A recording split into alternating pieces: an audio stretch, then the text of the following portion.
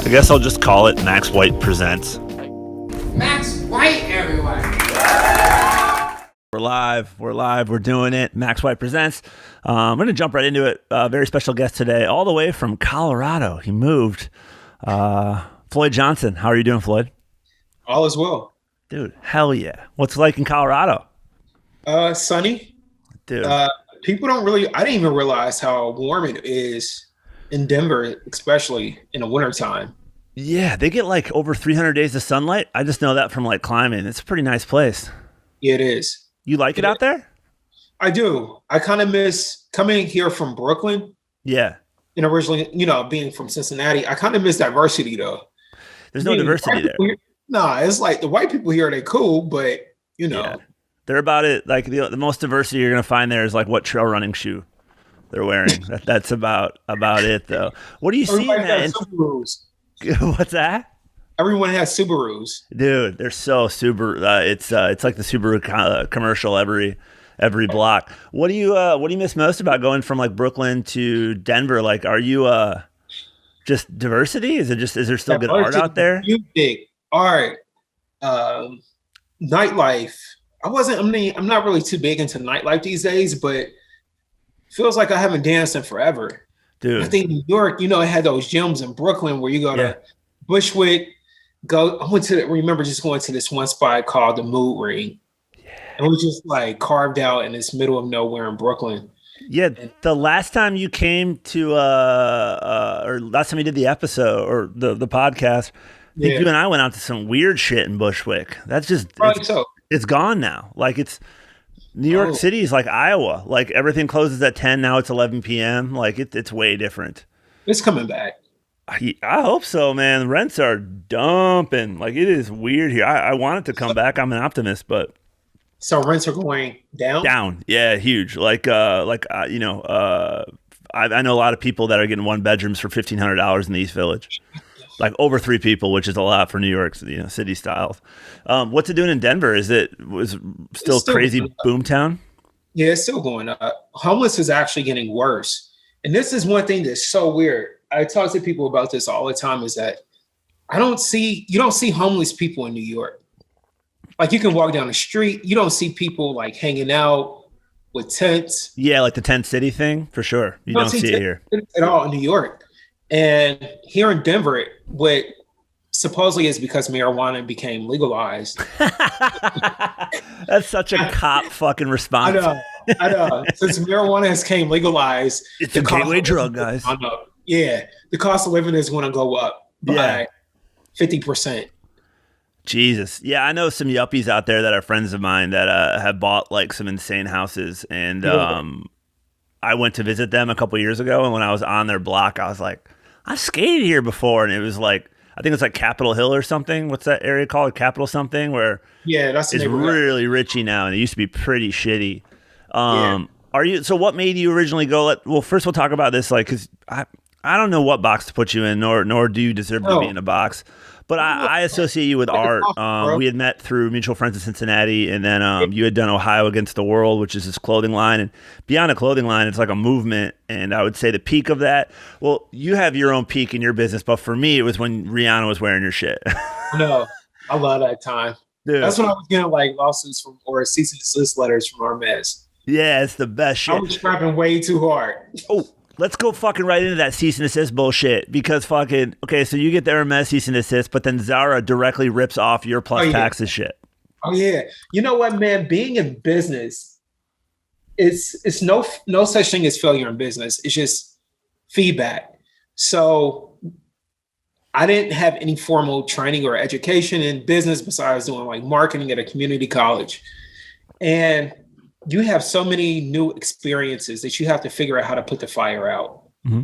And I know I was like probably around 24, 25 at that time, getting these potential lawsuits. I was like, hey, we want to see your accounting records. We want to see all this information. Yeah. Like freaking out, like, what do I do? What am I supposed to do? But, hip hop is like, it's a remix of things. It takes something from the old, kind of reinverts it into something new, kind of recreate this thing. And that's kind of like my my forte when it came to design was just like, hey, I like this. Let me reappropriate this. And I think we had talked about that the last time when Edward was doing Black People Love Us. That's what fucking. Oh, I still have that sticker on my desk. I can see it from here. Oh, that's great, man. And so, like, I mean, we had talked last time. I don't know if this was the conversation we had because I used to call them Monday morning brain trusts. We meet for coffee when you still lived here. I really like those. But we were talking about Dapper Dan. Oh, yeah. Like when Louis Vuitton just fucking shut that guy down, and I don't even know what the follow up is to that.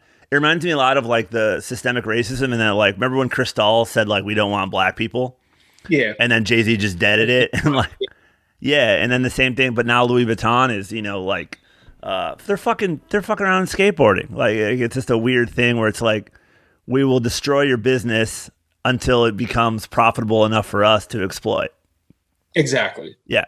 Yeah. And I remember that Zara thing with you, like fucking personally pissed me off. I mean, because it's just like, yeah, I mean, it's just, I worked in fashion when I first got here as like a day job, like working on sets. And the height of my frustration of when I still had that day job was like seeing Thrasher magazines on like famous photographers' desk. And they're looking at it like it's a fucking, I don't know how to explain it, like a mood board on Pinterest. Oh, yeah. Tell off how to create this. Dude, yeah, deeply offensive. With like their Thrasher polo on. But so I mean, and then I would say in terms of visibility and recognition, the height of OATW, Ohio Against the World, was when LeBron won the championship in Cleveland, and that was right on the arena. Yeah. Yeah. So what was that like in terms of for your business model and in your life, basically, when that started happening? You know what, man? It was great. It was a lot of orders and still being small. It's like, how do you handle these obstacles? How do you get, you have you have one of the best, athletes in the world wearing your brand. How do you, one, plan for inventory, and then how do you ship? And then how do you do customer service? Yeah. So it's kind of like a gift and a curse, But it was great. I mean, LeBron, he's like the greatest. So yeah, I can't imagine though, like what the Google searches were like on if you have like a Google, what's the word for it? Like, a Google alert, because that night, I mean, it was just like, I think I was texting you, it was just like OATW, like everywhere. And then, was that, because I remember, like, okay, let's go back, because like your dad is a preacher, and then also was like a printmaker, right? Yep. And that's from Cincinnati, right? And so he was very much like an entrepreneurial spirit, right? Yeah. So is my mom, so she's pretty entrepreneurial. Okay, so I just found this out because I was doing some research on you. And wait, so your mom is a language instructor, or what? No, my mom, she actually works at a methadone clinic. At a methadone clinic. I got bad info. Okay, but did you used to speak German? I did. Okay. So break that down for me. So I went to a German bilingual school in Cincinnati, Fairview, and Clifton Heights. My cousins, who are like 5 years older than me, kind of went there too before we had started going there. So it was kind of like Cincinnati Public School. I think it was a magnet program, but it was really cool. Really cool to have an opportunity to learn German out of all languages at 6 years old. But yeah, the ugliest sounding. I know it's really difficult, and I always wanted to go to Berlin, and before pandemic kind of happened, that was kind of when Berlin and Amsterdam was on my itinerary. Yeah, but I hear really great things about Berlin. Yeah, I haven't been before. I've been to Frankfurt and Munich, but I've never been down to Berlin. There's a pretty sick little comedy scene down there, and the arts seem pretty next level. Speaking of travel, you kind of went on this like world tour a few years ago. I remember like, where all did you go? Because the photos, like the recreation of the Malcolm X photo in front of the pyramids, that shit was next level. Yeah. I'm gonna shoot that same photo. Yo, did you hear about the cop that got terminated for saying nigga over a walkie-talkie?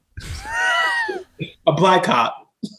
Thank you. I was going to ask because the other version happens, I'm sure, every single day in the city. Yeah, exactly. No, what happened? Or they'll kill a black person and they still are just on administrative. God, that's so fucked up. What happened? The dude got fired? Yeah, he got fired. It's amazing how a black cop gets in trouble for saying it, but then an entire police force can just shoot black people, but it's like, no, they're good dudes. They're just acting out. What made you go from what all countries did you go to when you're on that trip? I did like one trip probably per year, maybe. Yeah. I miss world traveling, man. I was in Egypt. I just wanted to learn or experience everything from a social studies book standpoint or a history book standpoint.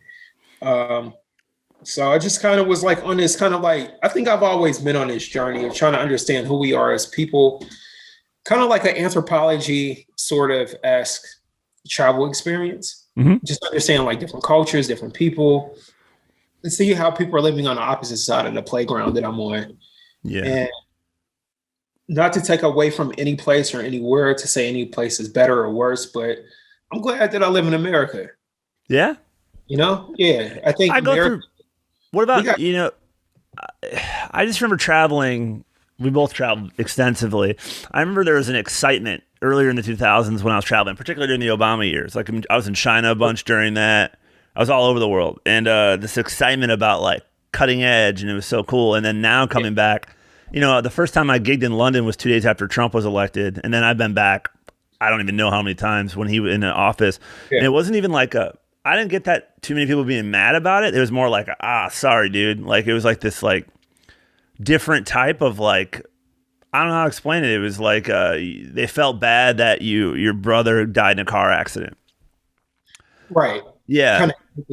Were you noticing that stuff as well when you were going around?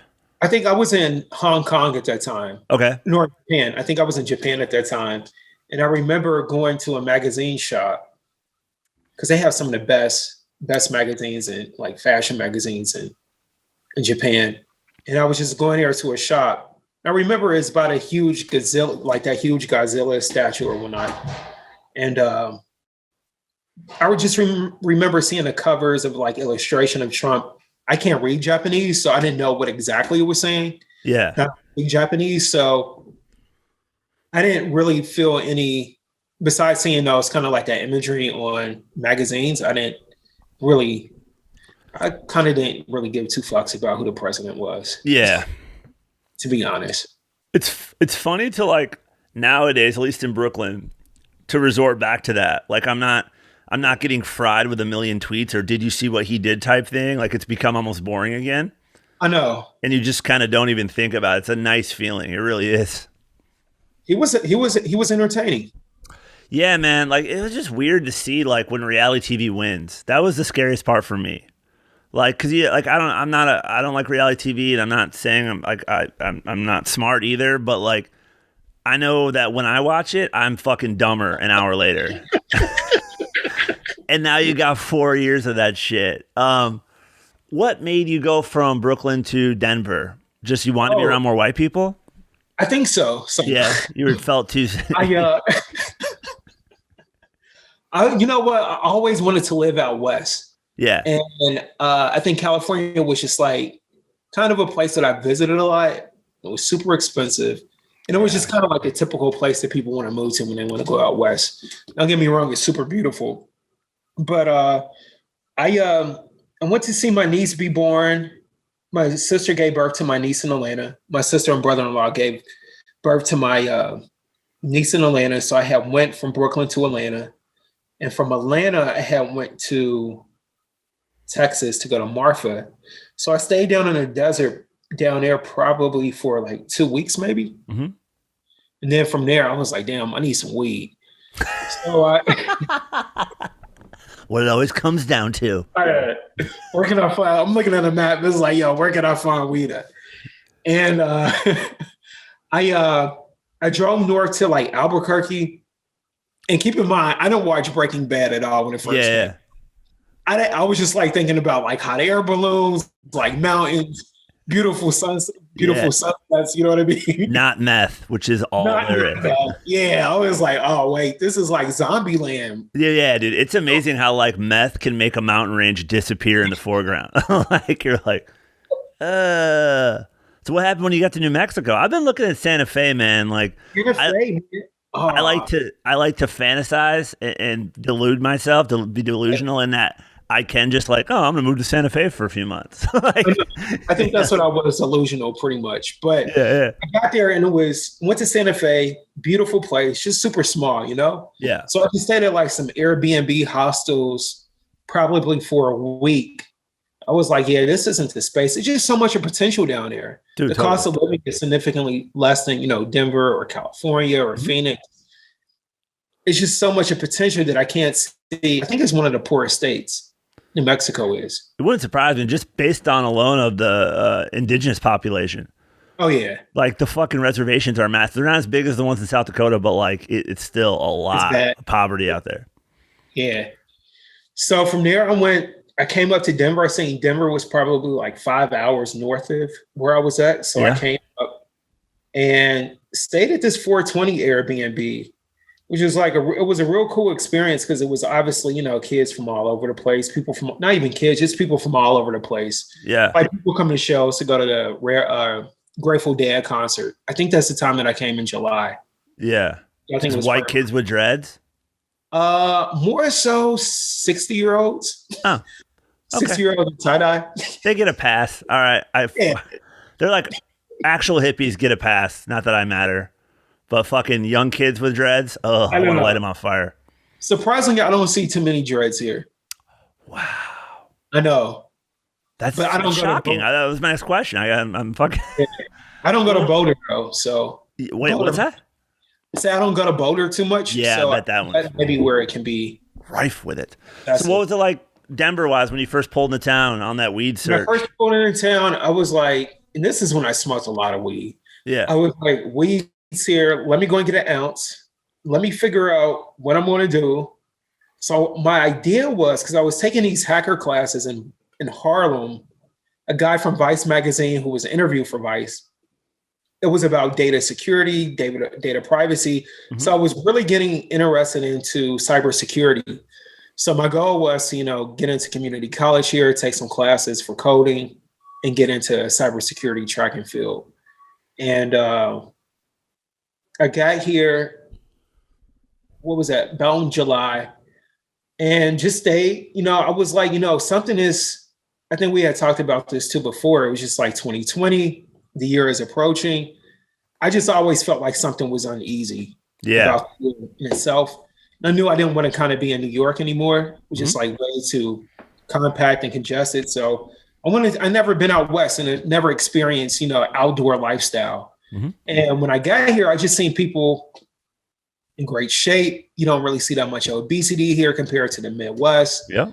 A lot of people are actually taking, steps to stay healthy from a physical standpoint, and also food. There's not really that many fast food restaurants like when you drive down the street here, which is cool, but just seeing people jogging and then seeing mountains and looking at those mountains is like, dad, this is just waking up to it is. Yeah, there's like this, you can't explain to someone that hasn't been there before, but I think of it like a Big Sky mentality, like Big Sky's Montana, the state, but like, it's just this vastness that makes you feel small, and that's what like. I'll be in the mountains next week, and I will, the second I get off the plane and like get in the rental car and head out to wherever, like Trailhead or whatever, though, you just instantly snap into it and you feel insignificant. Versus here, it's very crowded, Very non-judgmental as well. Mm-hmm. Yeah, that's something that I should work on myself. But yeah, so judgmental. Yeah, it takes me about 9,000 feet of vertical gain before I stop being myself in terms of shit talking. So like even on any mountaineering trip or anything that I'm doing, like I have to beat it out of myself where I don't care. Like just like open a mountain hut somewhere and you look in, you're like, ugh. That's that Detroit in you, bro. Dude, it's that fucking West Michigan shithead skateboarder for sure. I want to kill it. Yeah. It's like the Buddhists say you're supposed to kill the ego, but I don't know. Sometimes I like me. That's the book that I'm actually reading now is Ego is an Enemy. Yeah. By the guy Ryan Holiday, who has a really great podcast too, by the way. Sorry to plug him, but yeah, just get me out here and then just like, all right, maybe I can start hiking. I never had that opportunity to hike before. Yeah. I went to Hiking Hills in Ohio, but never really, and then getting into like, I always been really interested in knowing where the fuck I came from, my place in the universe. Yeah. And that is what kind of like inspired me to travel, was to see all of these different places. Did the 23andMe kind of thing. My mother was adopted and her mother was adopted. Really? I know. So I don't, and then I'm Black on top of that. So I don't know. Our lineage is lost. Jumbled. Yeah. It's gotta be, like gotta be so disconnected. So disconnected. So I was like a private investigator in my genetics for a while. What did 23andMe tell you? That I have 2,046 relatives on 23andMe. It wasn't specific at all. Like, it's like you got your family, you're like 65% West African, 30% European, and 5% Asian, I think. I don't know. It was weird. Does it talk about specifics of how you were brought here? Your family? Nah. It doesn't. It just doesn't go. It doesn't go near that shit. It doesn't even go into that. I mean, it gives you like, it pairs you with like people who have 0.01% the same genetic strain that I have. Okay. And I was just like fucking around one day, and it was like this older like white lady, and I was like, "Hey, what's up, cuz?" Because it's like a messaging platform on it as well. Dude, she fucking printed that out and ran to all of her white friends. She's like, I told you. I got a second cousin named Floyd. Yeah, I can say the N-word. Damn, she went hard on that. What's up, Barbara? Barbara Johnson? Right. Damn, that's hilarious. They what? I haven't done that shit before. My mom did the Nat Geo, the Genome Project. Oh yeah. Yeah, and she was like, "Did you know that we're from East Africa?" And I was like, "We all are, Mom." Everybody's from Africa. That's why I'm like related to everybody on 23andMe. Yeah, dude, it's like it was like everybody's from Mesopotamia. Like it's not a city in Georgia. We all come from the cradle of civilization eventually. So you're kind of reverse engineering your makeup biological. Okay. Any big surprises that you found out besides Barbara in Ohio, whoever that lady was? No, but I do have this, I do wonder, what is my relationship to Europeans? Yeah. And I don't know if I'll be able to find that out. Like in terms of what, like actual relation, bloodline? Yeah, bloodline is, I mean, there is like, speaks of, it's proven in history that it was documented that, slave masters used to rape their slaves. Mm-hmm. So I don't know if that is kind of jumbled along with. Yeah. That's keep going. Oh yeah, that was, or my grandmother on my mother's side who passed away, she doesn't know her biological parents. So I don't know if that was kind of like a mix of, like. Wait, is your family that's here now, like, so your dad's dad, your mom's dad, your mom's adopted, right? And then her mom was adopted. So on your dad's side, did they come up from the South? Oh yeah. What's the relationship to, like, how they end up in Cincinnati? Because people that don't know, that's the Mason-Dixon line extension of it, and it's it's like the Underground Railroad Museum was right across from my apartment. Like, right across. It's right above the Mason, most northern southern city there is. Yeah, so like you go, I mean, it's like very present in the architecture and the museum and just talking to people. Like it's. I mean, I would say they probably had the largest scale race riots that are the most recent, right? 2004. Ooh. Pre-BLM. I'm talking about like flat out like books called race riots about that. Like 2002 maybe? 2? Okay. I think that was there's pretty amazing history behind that. Ken Lawson, the lawyer there. Okay. He made these posters saying no justice, no peace, and it was him sitting on a warlord like throne with like 2 hot girls and like a white severed head by his feet. He's a lawyer in town. He's disbarred now. But he's like in Hawaii, I think. What's that? I think he moved to Hawaii, I think. Oh, did he really? Supposedly he's Ezra Charles' son. Shut up. I didn't know. Yeah, I read this random thing when I lived in Cincinnati, and like I don't know if that's true, but he's like Ezra Charles, like one of his what's the word for it? What's the nice word for bastard? Bastard child? Yeah, like from a mistress. Yeah, Oh, because wow. Ezra Charles, a pro boxer, that's names all over Cincinnati. Anyway, so wait, how did they come up from the South? Is it like how far south? My grandfather is from Georgia. My grandmother was from Chattanooga, Tennessee. I think they met in Tennessee. I don't know. I think they had work. My grandfather had work in Cincinnati or in Ohio, Okay. where he had a cousin that lived here. Yeah. He had moved here, I want to say, moved down to the West End probably in 1930s, maybe. Okay. So I they think saw so. like the peaks and the valleys of the Natty for sure. Yeah, yeah. Oh, Because they I got was reading. yeah, because they built the expressway. Wait, they what? They built the expressway downtown, so it Really? relocated. Yeah, that whole Did it? that whole I was reading this community. about you. I was went through some of your old interviews in like City Beats. Oh, good. Yeah, it was like 2009, and like I didn't know this about you, but I knew you used to organize parties and Oh, yeah. DJ in the Natty, but I didn't know that you had like organized a lot of the parties in Brighton, which is kind of like the hipster area of Over the Rhine, which is in downtown Cincinnati. Yeah. What was that? So did you grow up in those in that in OTR, or were you north?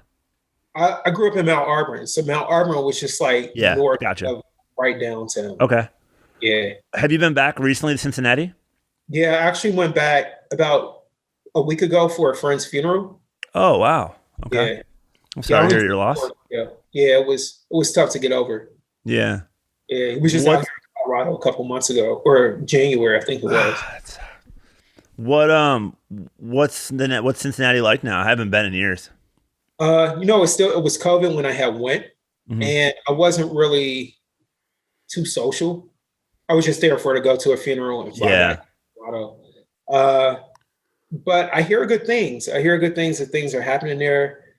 Cincinnati is a place where if you have an idea, it's probably a great place to get it started at.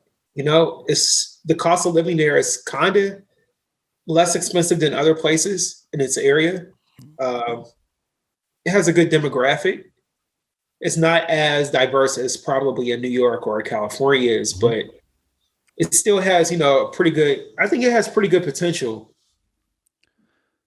I always think about Cincinnati as it's about as small as a big city can be. Oh yeah. Because in 20 minutes you can be in cornfields when you leave there, but it's definitely got that like from where I lived on Fourth and Broadway, you have that city feel. And then it was a lot more dangerous of a place though when I was there. It was like they called it the White Flight because my Oh yeah. offices were in North Cincinnati and Mason, and so I would drive, and it was like a reverse commute. And everyone in my office, predominantly white office, they were always like you live downtown, no one lives downtown, and they call it like right after the games were done, people would just get in their cars and leave because it was kind of a pretty wild. Yeah. I think it's been gentrified a lot.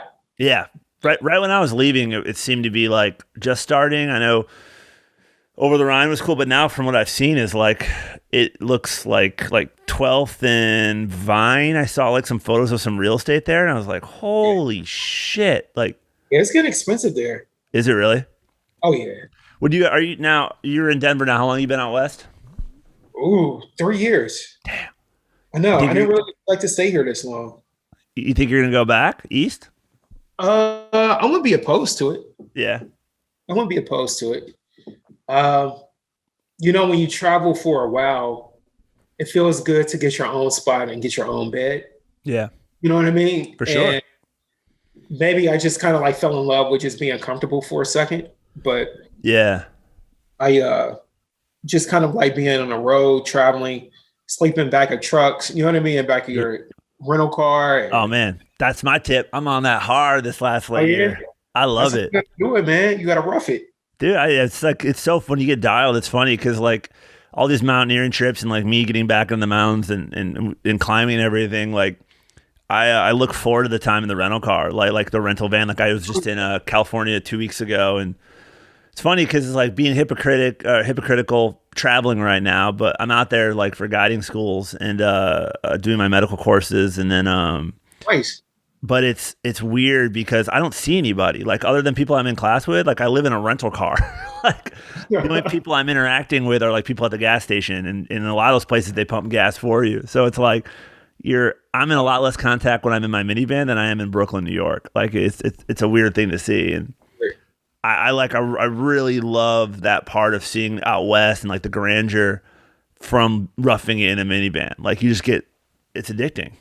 Have you ever been in like Nevada City? I have. Yeah. It's a really interesting place. Man, dude, a lot of those, you can kind of tell when like the cities have state names followed by city, like California City, Nevada City, like you're in for some shit. Like, wait, when's the last time you were there? I was just there, man. I had went out to Nevada because Tesla was building a gigafactory out there. Yeah. And I was just like so enthusiastic about Tesla that I wanted to work there. Okay. So I went out there, applied for a job, got a job, but I flew into Vegas, drove up to Reno, and from Reno, I went to LA. Okay.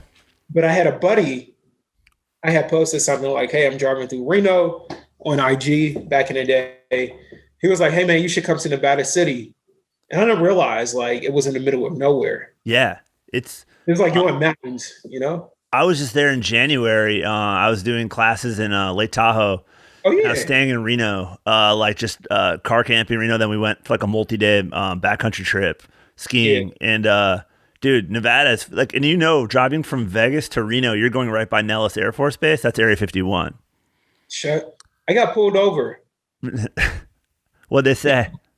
Well, because I got to Vegas. Yeah. In Vegas, I got a rental car, and my first stop was to the dispensary, of course. Of course. And I think I had rolled a blunt, and I probably smelled like weed, but I was like trying to figure out how to get onto the expressway. Yeah. You know, in a tourist, you don't know exactly where to go to. And the cop was like, it smells like weed here, but you're in a beautiful state of Nevada. Marijuana is legalized. However, you just can't be intoxicated. Yeah. But I want to let you go. I was like, thanks, man. I really appreciate that. Oh, he was cool. I got there's a town called Tonopah, Nevada. When I was 17, I lived in California. I was skiing. I used to live in Mammoth, and I'd drive back to Michigan every spring. And you have to go through. It's the beginning of Route 66, so it's this desert road that every gas station you have to stop and fill up, no matter if you're empty or not, just to make make sure you're good. The trip, yeah. And so I was just kind of sleepy. I was in my 91 Ford Ranger, and I just blew through a town like a cowboy town, and didn't slow down, and I got rolled by a sheriff, and it was like a fucking movie, Floyd. Like I pulled over, I saw him, I'm like fuck, and he just like did a U-turn, pulls me over, and I'm like waiting there. I have my license and registration, and he gets out of his car, like puts his cowboy hat on, like I saw a tumbleweed. What's that? No country for old men. Dude, totally. Yeah, I swear to God, I saw a tumbleweed go by, and I was like, whoa, whoa, whoa. I'm like, oh, I'm fucked. I remember I had like weed in the car, and I was like, I'm so fucked. Like, I'm and the max. And I actually remember it wasn't even my weed. It was from my friend. Like, you know, when you're like, I think I was 18 or 19, you're just like, I had friends in Salt Lake City I was stopping to see. And I was like, they're like, oh, can you bring some weed out? And I was like, yeah, no problem. And I just picked up a bag. Like, I don't know the weight that was in there. I was just being stupid. And it was 12 pounds, officer. No, it was like, no, I'm kidding. It was like an eighth. But anyways, like the cop gets up and he's like, it's like, you know, you're speeding in my town. Like when a cop says my town, you know, you're fucked. Like, yeah. And then he's like, where are you headed to? And I was like, Michigan. And he's like, the state? And I was like, yes, sir. And he's like, ew. And then he's like, get out of here and just let me go. And I was like just driving away like, fuck. But so it was like he let you go with an insult. Oh, totally. Yeah. He's like, he just totally sunned me and then let me go. It was weird though. Cause so that area right there, there's all these little towns like Fallon, Nevada is like a big military base, but specifically Tonopah and that area is I think it's the southern end of Nellis Air Force Base, which is a massive range. And that's where like in Las Vegas, there's these white 737s with red stripes, and this is confirmed. They're called Janet Airlines, and it takes care of all the employees flying from Las Vegas to Area 51. Shut up. And Janet is an acronym for just another non-existent terminal. It's like our government laughing at us. And so all the people that go to work there, they get on these planes in Vegas at LAS Airport, which is, I believe it's called McCarran International, right? And then they fly these, and they don't know, no one knows what each other do. Like that's how they get to work. So there used to be a place, and this was in 2001, that you could stop and you could oversee part of Nellis, and you could watch the fighters and stuff. And that's like where Broom Lake is, like where all the testing sites are. So there's your. Do you believe in extraterrestrials? Absolutely, yeah. I was when I was little, I saw one. I was on the news. We were skateboarding at like 2 a.m. Yeah. And my friend Elliot and I were skating, and I just saw this like orb in the air, and it was like turning white and then red, and it was really weird because it's moving around. And like I'm from a family of pilots, so like I know what airplanes look like. It didn't look like that, and we were younger too. And I remember just seeing a plane turn towards it, and then it just flashed across the sky. And so whatever, we went home, we told like our parents, and just were like, "Oh, this is crazy." And then the next morning on the news, like 10,000 people had seen it in Michigan, like off the coast. And they brought these people called ufologists out to interview us because we had called the Weather Channel or the weather stations. Can't remember who we called, but they sent out and they put us in independent rooms and like got our story. And I can't remember what type of encounter we had. I think it's the first kind where you just saw it. But they were telling us like, and again, these are ufologists. These aren't like government employees. These are just scientists. I think they're probably hobbyists. They're probably on the Joe Rogan podcast. But they basically were like telling our parents that if we have nightmares, call this number. If we're approached by anyone, like government officials, to call this number. Like it was crazy. They made a believer out of me for sure. What about you? Do you believe in extraterrestrials? I do. I don't think we're alone. I think we definitely have. When I was down in not Flagstaff, where was it? Socorro, New Mexico. Okay. You remember that movie with Jamie Foster, Deep Contact? Oh, you mean just Contact? What's that? Jodie Foster Contact? Yeah. Yeah, that fucking awesome movie that has a shitty ending. Yeah. Yeah. They have this space down there called the Very Large Array where they shot that film at. Okay, wait, what's it called? Very Large Array. Okay. Or large array. But it's just like these huge, I don't know if they're not, some of them telescopes, some of them like satellites, but they're communicating they're taking information and sound from space and recording it all. Okay. But I think we live in a huge galaxy, and one of many galaxies that thousands of probably galaxies, but I definitely don't think we're the only living organism or only living. Earth is the only living, planet of. It seems it would be pretty American of us as a planet to think that we're the only thing that's alive. I know. I've gone down this, like, like Bob Lazar. Have you heard anything about him, or he's always on Rogan? Yeah, I think I heard him on Joe Rogan's podcast. He does art. My friend has a piece. It's pretty awesome. But I was like reading some stuff on UFOs years ago. I was kind of getting into it. And the only thing that made sense to me was that making sense is a weird term, but apparently in the 1960s, we were being visited pretty regularly. And there were scientists that were representing us. And then one night, basically it was like a meeting of like, intergalactic refugees and science people on Earth, and they would meet pretty regularly. And what happened was some shithead sheriff showed up and was so scared he discharged a weapon. No one got hurt. He said, but just the fact that it was violence at all was on our, like, in us. The aliens were like, we don't fuck with you anymore, because violence is it's like if all civilizations are in 0 to 5, let's say, in terms of range of enlightenment and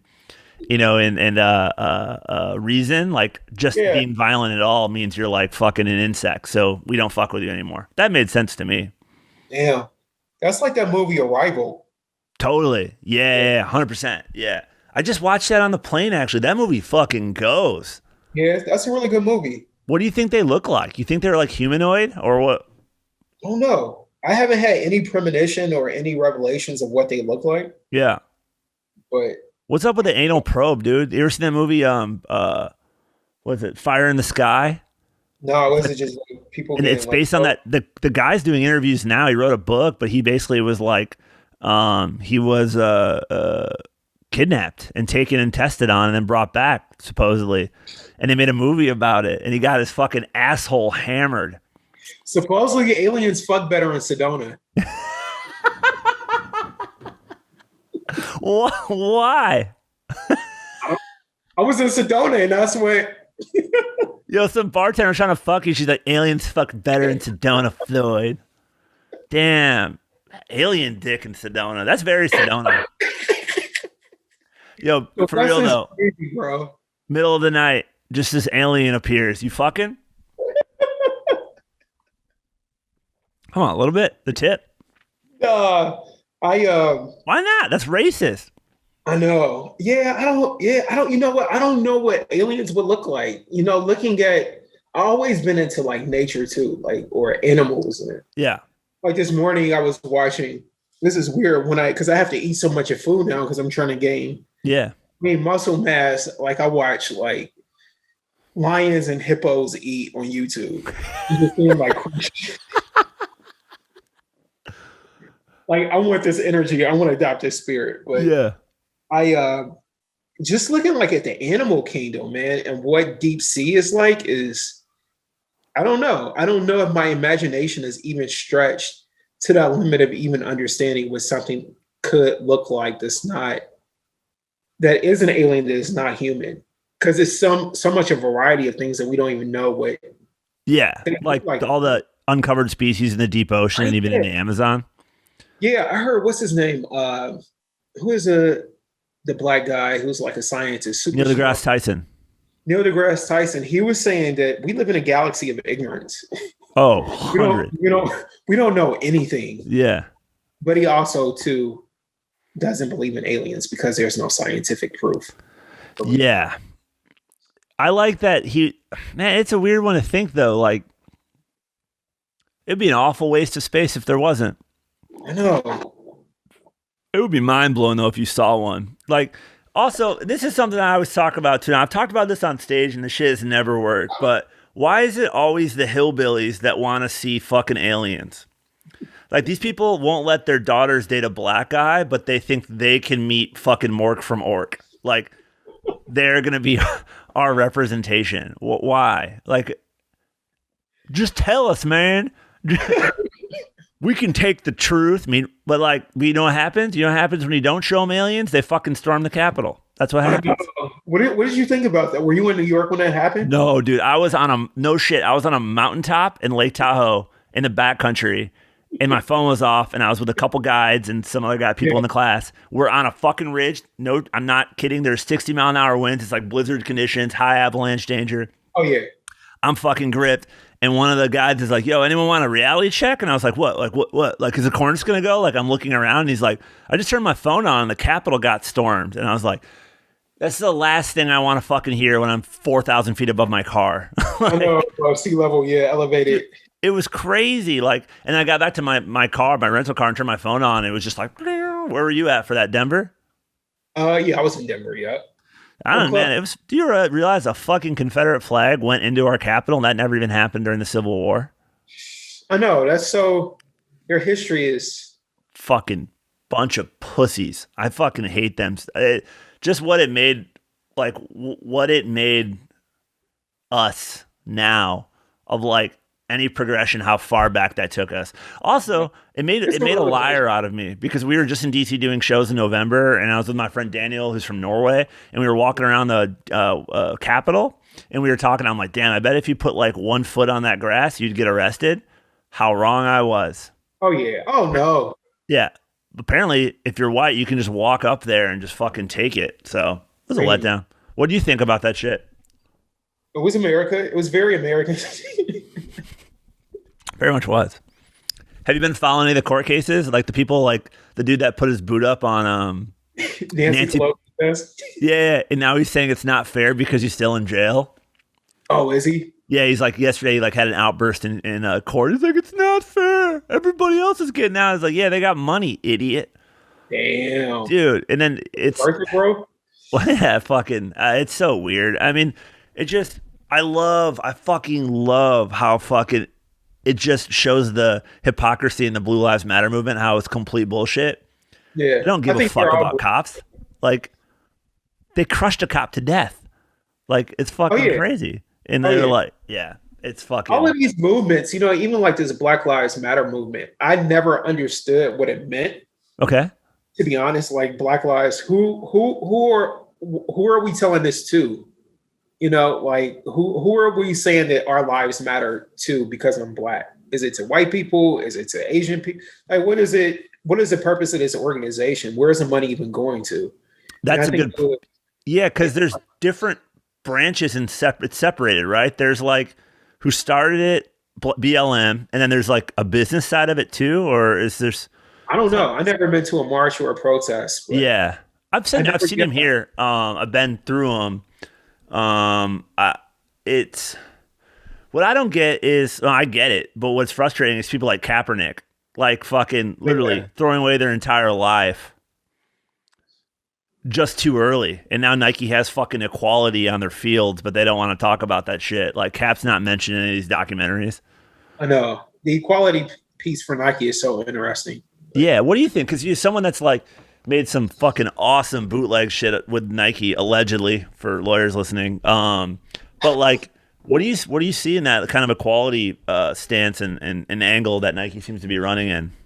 I think they always probably, try to use the equality standpoint, but I think not only Nike, but I think a lot of these companies are utilizing, where we at in time and history to say we want to be on the right side of history, which I don't think is a bad thing necessarily. If it's genuine, I don't think it's bad, but I don't think things are designed to make money. For sure. And if it's not making money, I don't think it would be such of a. It would be interesting if, like, now or a few hundred years ago, that like Nike would have the Emancipation Proclamation dunk high. Like, it's like that's the only thing you can trust is how transparent the whole thing. And not transparent's not the right word. How obvious the thing is. Like, do you remember that fucking Pepsi commercial where Kendall Jenner cured racism? Oh, I think I remembered. I don't have TV, and I haven't had TV in since I've been on the move. All I see is everything, which all I see is on YouTube. Like, it's not having that cable culture coming in anymore, though. But I'm definitely clicking on some random podcast shit. What do you think about podcasts in terms of how news is delivered now, or not just podcasts, but like call it guerrilla news? I was always interested in seeing how information was being disseminated, and that's why I wanted to get like this information in cybersecurity class. Because I remember taking this class back in Harlem, and I remember there was probably like 4 or 5 journalists that was in the class, and they were talking about their anonymity, protecting their anonymity to tell stories to the public, and how to get the information, what sources that they use to disseminate this information. Unfortunately, I listen to NPR, and I had to take a break since December of last year. It just got like OD. So I kind of stay away from news these days. I don't really, it got way too crazy during political stuff and a presidential election, which is too much. So I don't really listen to too much of the news. I mean, it's Science Friday on NPR. Yeah. So I may listen to see if they went to another place besides the moon and Mars, but that's pretty much it. It's interesting in times of like struggle and like domestic struggle and civil struggle, science and religion seem to be the two things that pop back up the most. Yeah. Some people go the science route, and then some people go, I think more people go the religious route. It's crazy now that like science is perceived as the enemy. Like we're going backwards in time. So as far as we think we're going, it's kind of bullshit. I know. I think I like to live at that intersection of both, because I do have a faith. I mean, I think my faith has been tested a lot, and it made me more of a believer. But I think science is good. I don't see anything wrong with science. I know it's always that question of like the chicken, who came first, the chicken or the egg? But I don't think we can rule out science just because you can be religious too at the same time, Yeah, it just seems like it's always better to ask questions and not be certain. Like people that are certain in any aspect freak me out, quite frankly. I know. Like I like the idea of science and just asking questions and trying to get evidence on it too, but you could also, there's also like science where it's bad, like eugenics, like people obviously go overboard in every area. Tell me about Tesla. So I didn't know you worked at Tesla. No, I didn't. I didn't end up going back to Nevada. Oh, all right. You're like, fuck this. What do you think about Elon Musk? You know what? I think I don't know what to. I don't really have a critique on him. Yeah. I think I like the way that he's able to take an idea and bring it to fruition.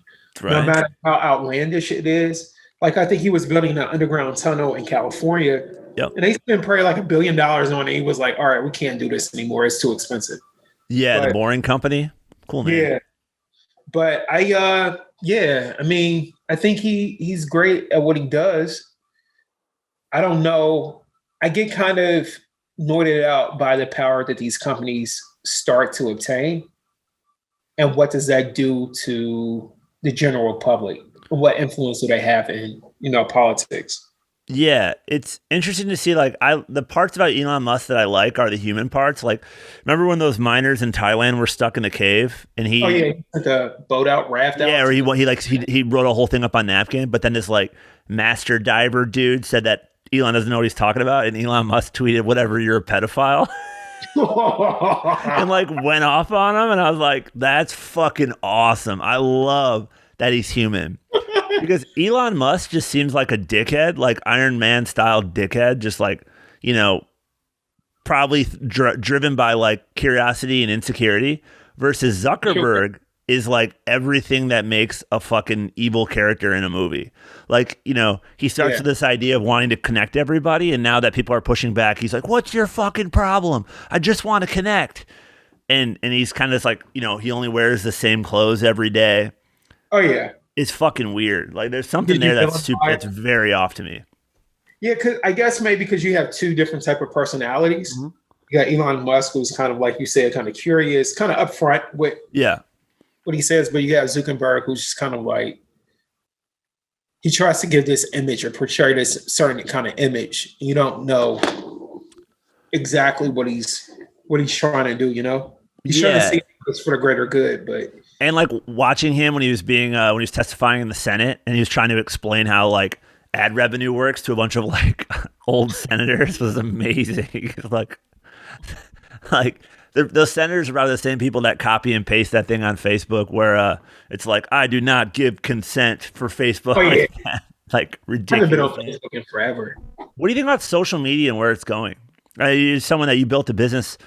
Yeah, I think, it's a good platform. Me, myself, I delete the app almost every other day.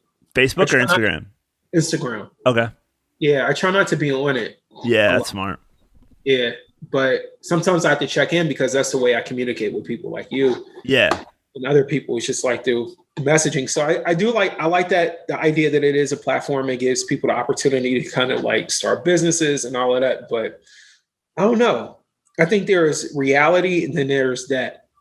And I think sometimes people can kind of get lost into this whole social media, I got to create content, XYZ kind of vibe. So, yeah, it's weird to see like the highlight reels because I'm guilty of it too. Like, there was a period when I wasn't podcasting and just touring and like just doing comedy. That was what my focus was on. I don't think I posted in like months, and it'd be like some random mountain shit. And you see how you just kind of like, I don't know. And then now with this channel and like building everything up, there's something I really don't like about it at all. But then again, like, what's that? What don't you like?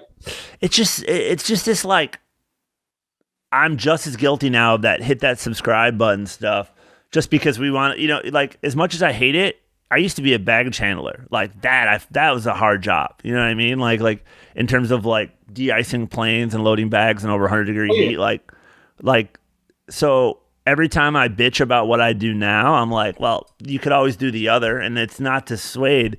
It's just a matter of like, dude, for like over months after I was done de-icing planes, I could still taste that shit in my mouth, which is just ethylene glycol. It's antifreeze. And isn't that what Fireball allegedly is made of? What's that? Fireball? Isn't Fireball allegedly mixed with? It might be. That probably explains why the people that like it are fucking stupid. I don't know. Do you still drink? You know what, man? I got a friend that's coming to town today, Sarah. She's like a skier. She's coming to town today, and I got to pick her from the airport. She was like, "Hey, I was like, "Hey, I can pick you up, but I got to go to CrossFit, so I can't really hang out that long."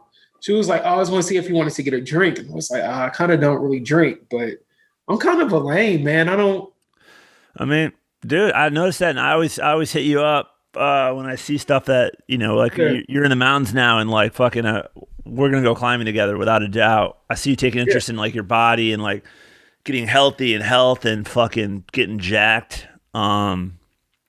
I know, not a jack person, but someone that's like operates to be as mountain fit as I can be for when I have those trips. When Yeah. I'm in those periods, or even like girl I'm seeing, in that time period, she's like, "Wow, you're in the lame period now," and it's so true. It's like, I mean, from what I used to be to now, is like, dude, like a wild night is I'll have a deli sandwich, like it's just it's weird because I didn't know what a calorie was until like 2 years ago. Exactly. I didn't know where energy was. How did we get energy? Because I got tired of just waking up feeling like crap. No So shit, man. Like getting older, I'm 38. Like fucking the hangovers weren't from booze; it was from bad food. And yeah, it's like malaise. And then, when I first started getting into trail running, which is something I've talked to you, which brought me back into climbing and then brought like weird circle back into skiing, with like ski mountaineering. yeah. It was crazy how my mind, I was like, why do I feel tired all the time and awful? And then, you see a photo, like I saw a photo of myself on stage and I was like, yo, my cheeks are fat as hell. like Really. I got that booze face, that's what I felt like. And now making those lifestyle changes is, it's not really a diet. You just change everything over. I see you doing the same things. You're kind of going down the fucking like I'm going gladiator down style though. the David Goggins rabbit hole, bro. Yo, Don't do LSD and listen to David Goggins' interview with Joe Rogan, by the way. dude, I listen to those and I can't stop laughing because for as gnarly as that guy is, why is he always hurt? No, that's a good question. That dude had to get ambulanced away from his pull-up contest. He had to get ambulanced away from fucking the Moab 240, which is an amazing race. But I love that that like bravado. Like David Goggins reminds me of like what I call a one beer person. Like they're fun to hang with for one beer, but like after two, you're like, fucking get me out of here. Shut up. Yeah. You know what? You know what? It's something about his delivery. And maybe, I don't know, I listened to his book through an audio book and one his interview with Joe Rogan. But since then, I don't know, it's something about the Navy SEALs and their mentality of pushing through. And that pretty much is what inspired the t-shirt kind of keep going thing, is that, no matter what you're going through, you have to get over these obstacles. So it's another guy, Chad Wright, I think his name is. Okay. He's an animal too. He's a runner.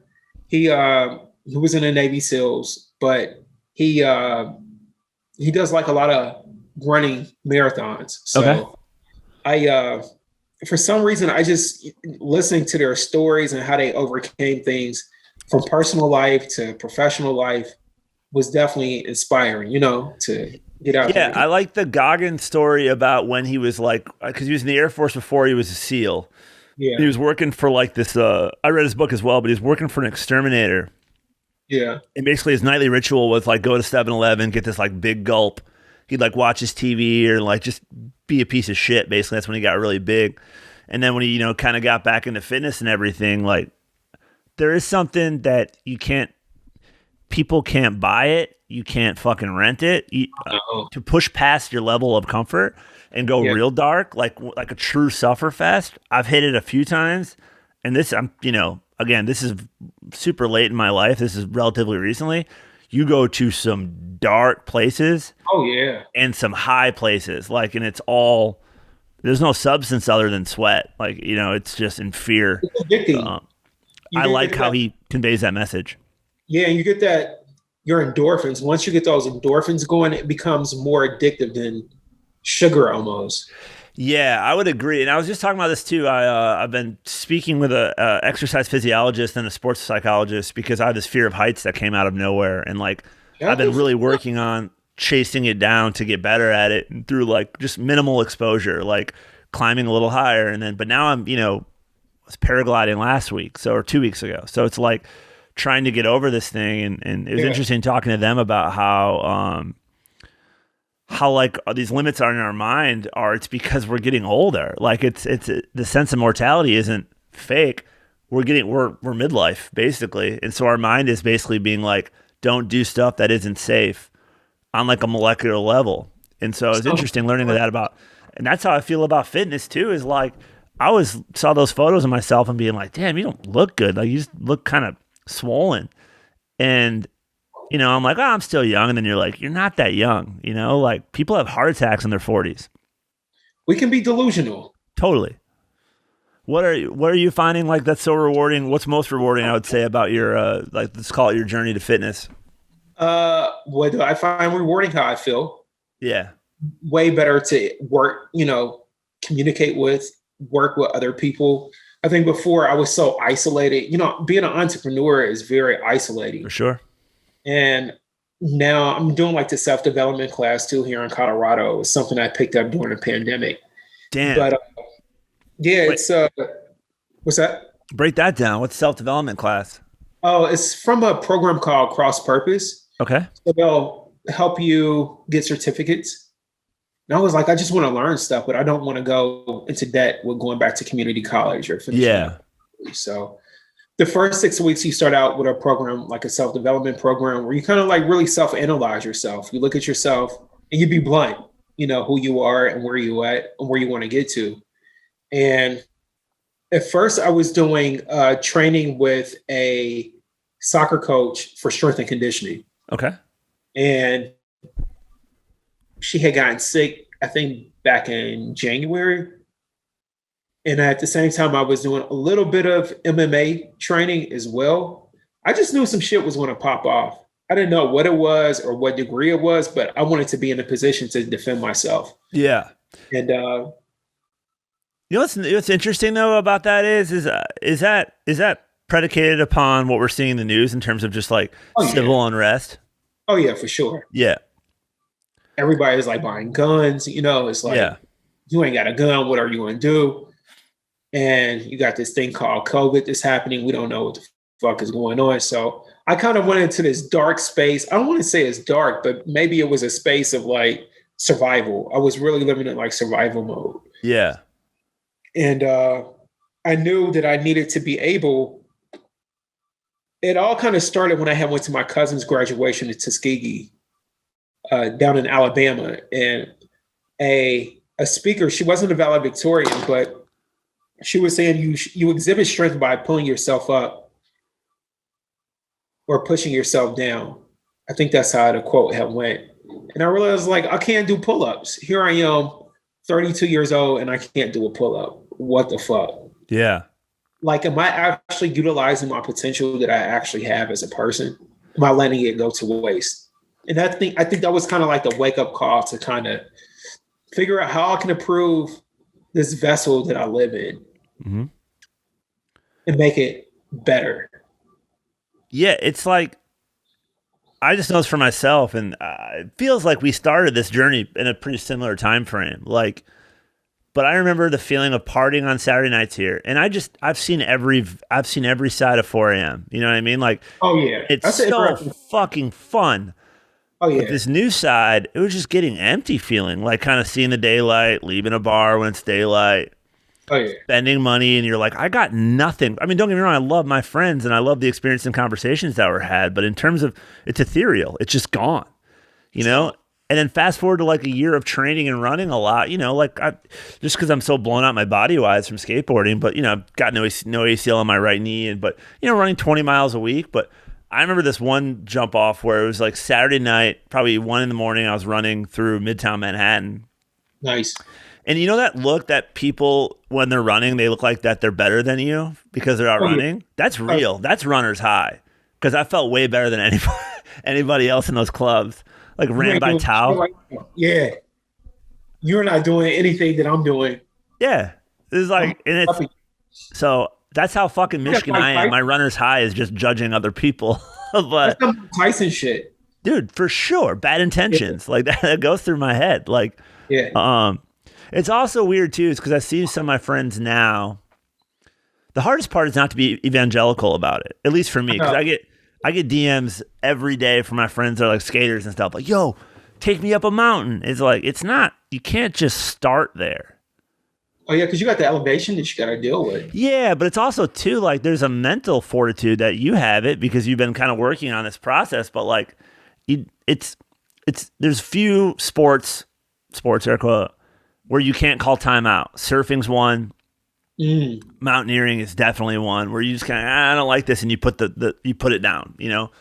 These kind of all encompassing things it's just interesting to me because, I never I mean, I've always been athletic, but I never identified as an athlete just because I've always been skinny.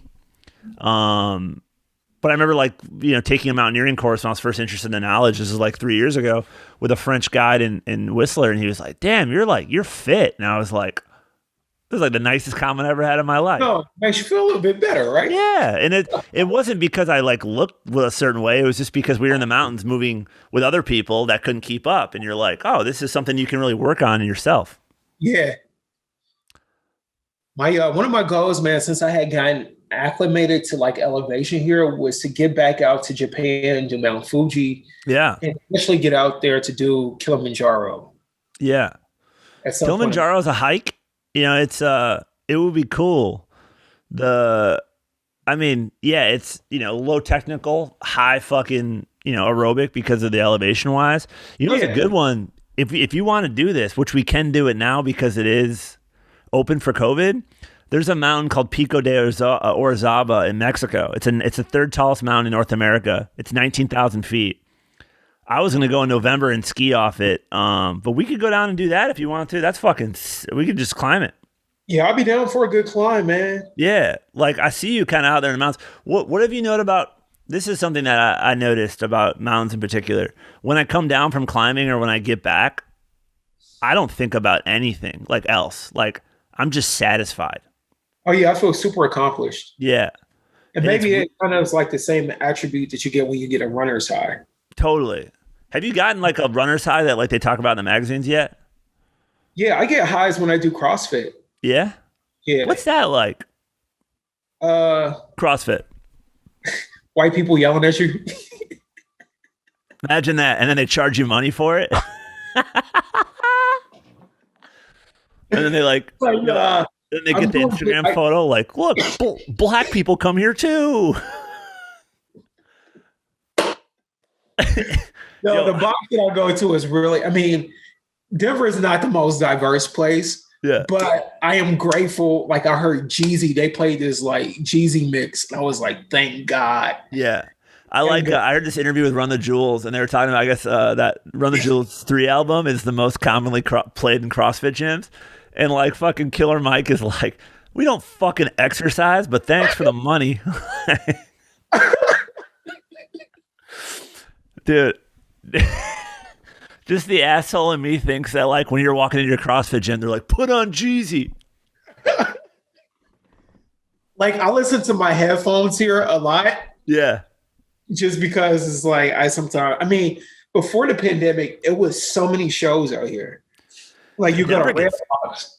Wait, say it again? Who did you see? You go to Rare Rocks. I think when I first moved, I seen Talib Kweli, Nas, and High Tech and Mos Def at Rare Rocks. It was like a night under the stars, but that was a surreal experience to be outside in the middle of a canyon, listen to hip hop that you grew up with. But yeah, that would be amazing. Red Rock's a cool fucking venue, man. Denver's just got it for shows. What's weird though is there's not a lot of diversity, but but technically because of the Mexican population.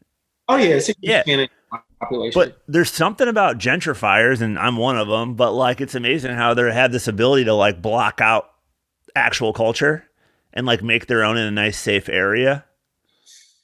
Well, I think it's a struggle to recreate that feeling of what developers may have been from New York, or they went to New York to see what it's like to live in Bushwick. Yeah. Or Brooklyn. It was hey, let's create this area to be a replication of this. So let's get some graffiti artists down here.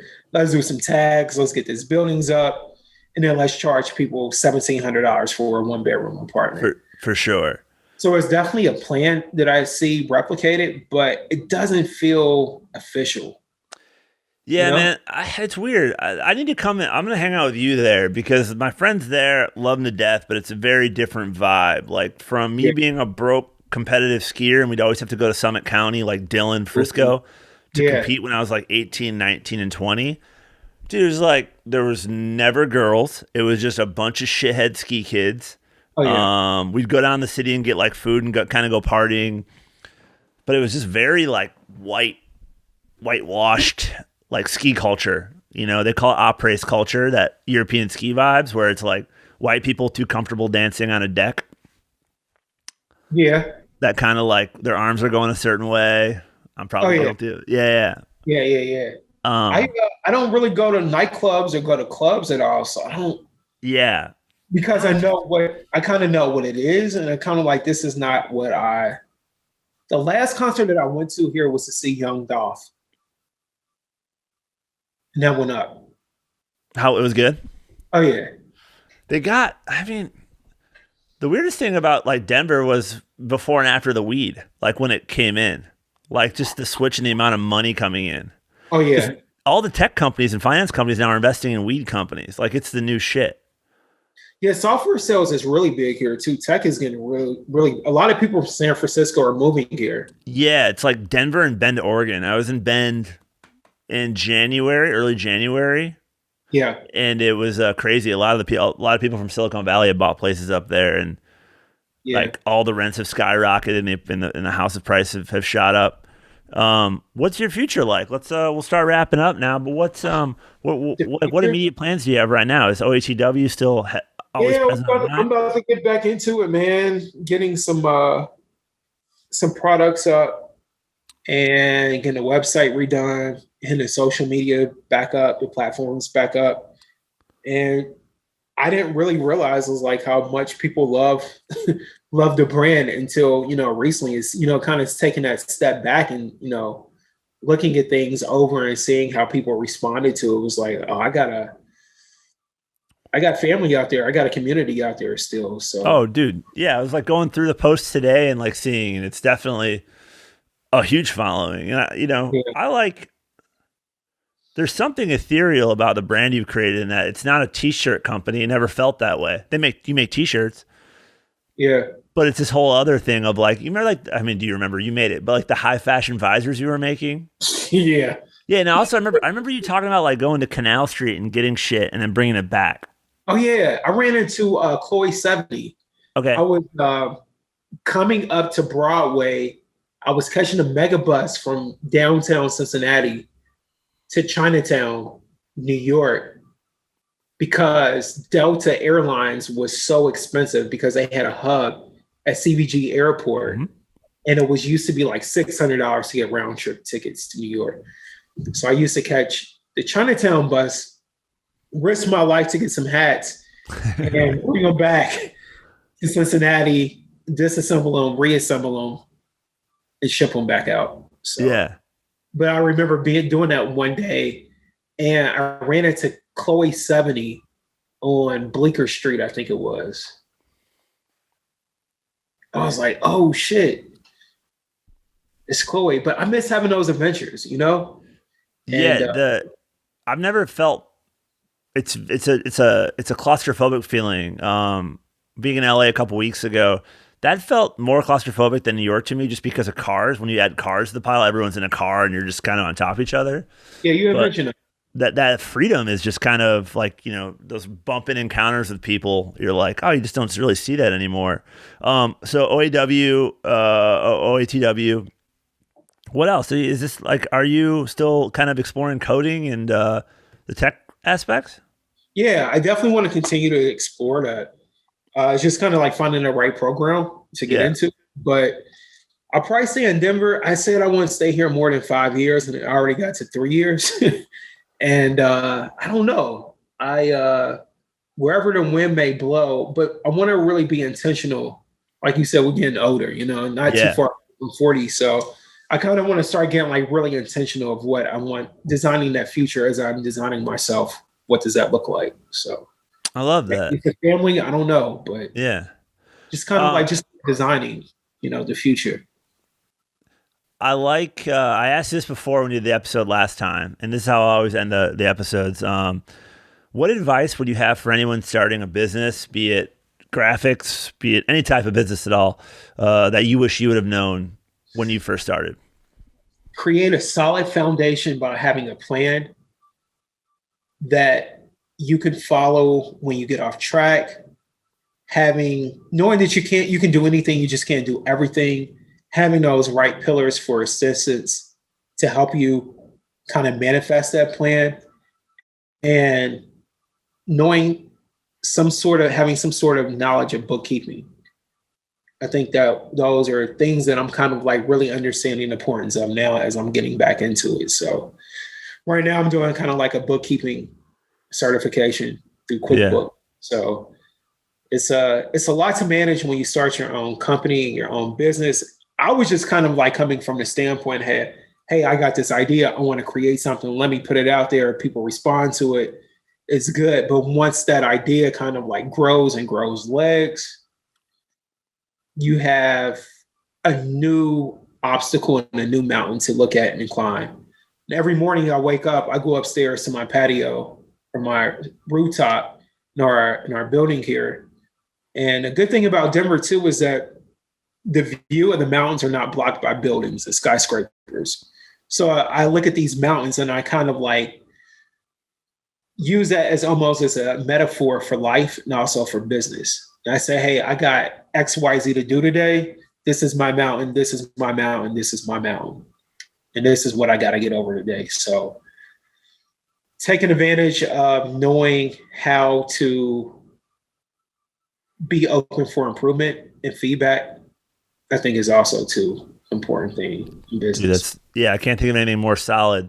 I'm going to go a little bit further. I lied. I got one more question now. Let's extend that to someone that's starting like a journey in health, or they want to take control of their own body or vessel, as you call it. What advice would you give them to start out day one shit? Don't be a vegan.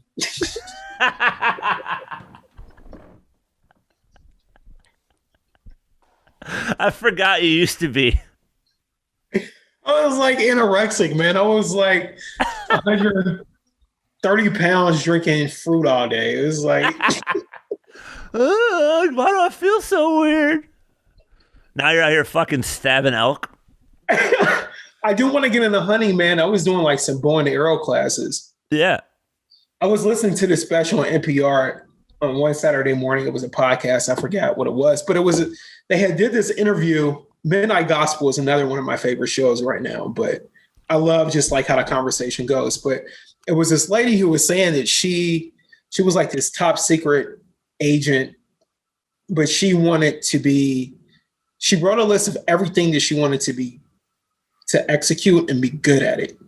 So she was like a hunter. She did jiu-jitsu. She learned like 3 languages. Are you still learning languages? Yeah.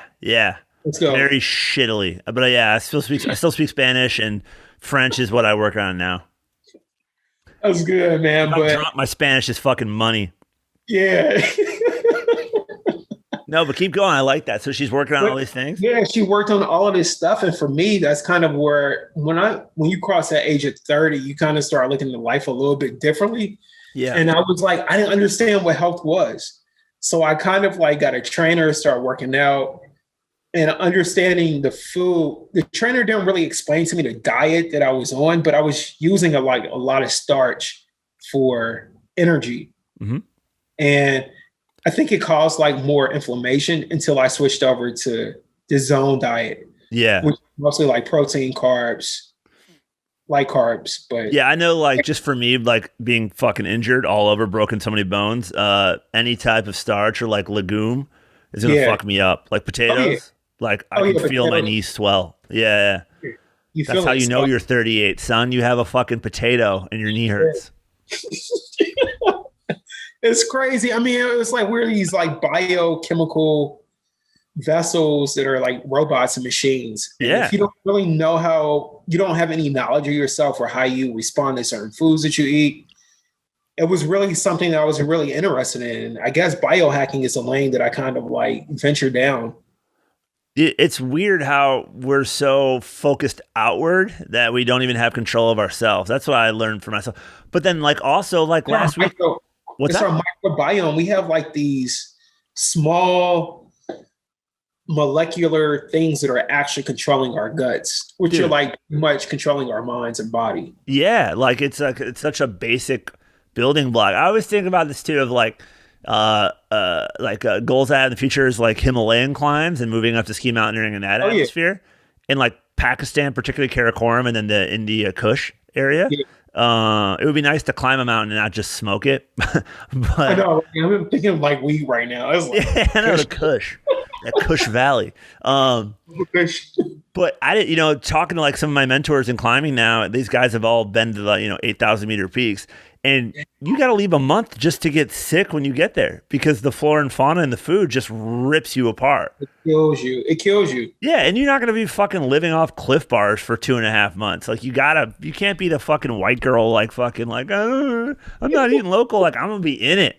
Like I want to feel it all, but it's just amazing how something so little can just destroy you. I know. So like you run too, right? Yeah. So I'm getting ready to start a run club. And what tips do you have for me when it comes to running? I'm going to put you in touch with my friend Olivia. She's the one that's kind of like my mentor. She's like this, she's a trail runner for Nike, but she started Trail Women BK. And that's like, I have my running jacket with a Trail Women BK patch on it. She's never ran organized in her life. She won the Queens Marathon first go. And then she does 100-mile races, 50-mile races. She's fucking badass. But she's like my guru. And I would tell you, she'd always send me my plans. Like when I was going for like a 50K or first long distances, shorten your distance and your stride, increase your cadence. It's less injury. A huge part of trail running is actually walking uphill. Running uphill is stupid. Like, is it bad for your joints? Yeah, well, no, not even that. Like it just in terms of being sustainable for a long time, most high-end trail athletes are actually power hiking, they call it, like hands on thighs up hills, just to save time and energy. And then also I'll send you some stuff on Uphill Athlete, which is who I work with loosely now. Not affiliated with, but just have bought their programs. They talk about the importance of like zone 1 and zone 2 training. Knowing like the difference between aerobic and anaerobic. And that's been huge for me because, I'm not fast, but I can go low and slow gear forever, that's the biggest thing that I learned was like, cause I would go out and do like, even from Olivia's standpoint, her programs, I can't like, we'll go run 10 miles together and she like, no shit. She'll already have run 10 miles the morning before we meet. Nice. I mean, she's just a beast and she's so little and like this tall and you have no idea. Some of the most craziest, dangerous people to be around because they can go forever. Oh, dude, yeah. And like Courtney DeWalter, who won the Moab 240, she's from Boulder, lives in Boulder. But she's this insane trail runner. And she was on Rogan. And it was interesting talking to her because Rogan was talking about his friend Cameron Haynes, who's this like, Cameron Haynes, a fucking deer hunting, fucking gnarly guy. And he's like, I lose toenails, training. I run a marathon every morning. I don't shit for 3 days when I'm doing this race. And she's on the podcast. And mind you, she won by 8 hours. And that's not just for women. That's everybody. She's living her life like normally. Yeah. She just goes, she's like, why would he do that to himself? Like, and like Rogan's like, well, it's not that. She's like, no, I don't lose toenails. Like, what shoes is he running in? And like, it's that female mentality that's like, I think trail running might be the first well-known event where gender is not an equal. Like it doesn't matter. It's an ultimate equal thing because people like Olivia are out here winning and placing top 5 and like I think she did the Vermont 100. I can't remember what it was, but she's doing 150-mile races, 100K races, like and women are. It's fun to go running with her and her whole crew. Trail and BK. She'll be on this eventually, but that's what I learned is just power hike uphill. Zone 1 and zone 2. Trying to think. I mean, just being in the mountains, even like consider like a trail run day. Like here, I'll go out to Millburn, New Jersey, which is like a kind of a mountainous area. And just when you go out running, don't look at it as a run. Look at it as like just a day in the woods or a day in the mountains. Changes your whole perception. You're not, like when I first started running, I was doing like the stuff that was, in books like ultra run patterns and like doing things called speed work or fartlek. Have you heard that before? Yeah. Speed play. And dude, it would just tear my body up like with my bad joints and my injuries. And then come to find out, I identify more as like mountaineering style. So I'm training for that and realize like, oh yeah, if you run fucking 8-minute miles over 700 feet of vertical in 2 hours, your body's going to be fucked up. Like your gains are going to be a lot less than the negative impacts they're going to have. How do you I could go on for a long time about this. No. This shit's interesting. I found it super interesting. How do you eat? Last question for me. How do you eat? Like everything's done fasted, like the workouts in the morning, like, for all the running. So up to two. I can go 3 hours like running without eating at all that day of. And that took a while to learn. And I know it bums out my friends when they come ski touring with me or if they want to come in the mountains because like I'm good to go in the morning. Like it's just, Oh, of course. yeah. And then, but then even being out in Oregon with my friend that, we just went and did something kind of a smaller objective, but he like had a bacon, egg and cheese in the sandwich, in the morning. And I'm like, oh dude, you realize we got to walk up a fucking mountain? And like, he's like, what? No, I can't. I need a log on the fire. And it's like, I don't think it works that way. But, just start small. And I'll come out there. I've been saying I'm going to, but I'll bring out climbing gear for us, and we'll go and fuck around on some cliffs and some mountains. Man, I don't know if I'm ready for that yet, bro. No, because I come from a total standpoint of like, I'm not a bro at all. Like, I like learning incrementally. So we'll do something mellow. And I know you're fitter than I am and definitely stronger. So, like, it'll be a fun time. The biggest thing for me running wise was when the people that I had kind of looked after, like the running clubs here, like Black Roses, had talked about not using headphones when you run. And at first I couldn't do that. And now I can't listen to music when I run. I just focus on my breathing. Yeah. Have you tried that yet? No, I need to. Because I depend on music so much. Yeah. And I hate to say I use it for motivation, but totally. Sometimes it does get you in the zone to go. But I heard a couple of people were saying, I think David Goggins was another person, was saying, do not listen to music when you're working out. Yeah. Depend on that. And you can't really hear your breathing. So I get it. It took a while. The boredom would set in. But then I also realized you start reading about it, like, music is in minutes, obviously, like a song, say 4 minutes long. Yeah. And when you're running, you shouldn't do math. Like you should just be focused on what the outcome is and not the little incremental stuff, or you'll drive yourself nuts. Like when I used to, before I had like a Sunto setup, I would run with like the Nike running app, and it would be like 0.1 miles you run, and you get addicted to that, or you've run 1 mile. And now it's like, I ran yesterday. I did an hour just at McCarran because it's my recovery day, and I haven't even uploaded it. I have no idea what it was. It's probably 4 miles, but like I don't think in terms of distance and time, or in distance, I just think in time. And I learned that from when I was in Chamonix, France, 4 years ago. This is what started my whole journey with all the mountain stuff. 3 years ago probably. But I was there in November for my birthday, and I'd always want to go to Chamonix, which is, the death sports capital of the world. It's like the best place. It's gnarly. But my Airbnb hosts were, one was like an ultra athlete, the wife, and she's like, how long do you want to run today? Because I was trail running, and I was like, I was going to go like 10 miles. And she goes, in Chamonix, we train in hours, not in miles or distance. And I was like, I'm in for it.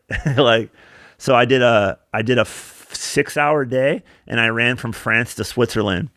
Shut the fuck up. But it was only 8 miles, but it was like 5,000 feet of vert. It was still one of the longest mountain days I ever had. And it was like, badass though. Dude, it was sick. I got to the border and I didn't have my passport, and I just saw the border, and I was talking to the guy, and it's a pretty mellow border. And he's like, do you have your passport? And I was like, no, but like, I just ran here from Sham. And he's like, you can go get a pizza and come back. And I was like, yes.